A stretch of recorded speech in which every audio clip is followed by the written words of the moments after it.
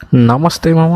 ఎట్లున్నారు అందరూ? మనమైతే శివరాత్రి స్పెషల్ కర్మన్ ఘాట్ హనుమాన్ టెంపుల్కి వచ్చేసినాం మామ. నేను మా దోశ ఒకడు తెలిసిన అన్న.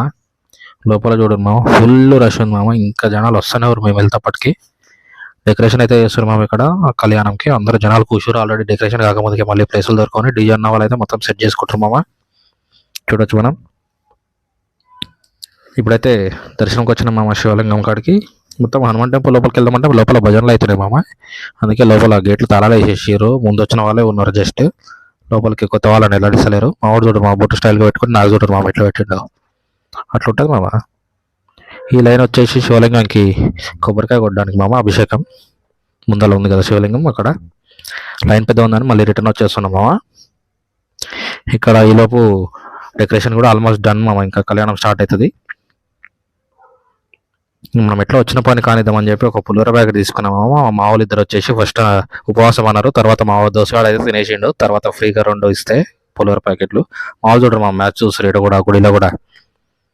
ఓకే మామ, వెళ్ళిపోతున్నాం ఇంకా. ఇవాళ ఇండియా పాకిస్తాన్ మ్యాచ్గా మామ. అందరూ ఇంకా రాలేదు. మ్యాచ్ అయిపోగానే అందరూ వస్తారు గుడికి. ఇంకా ఉంటా.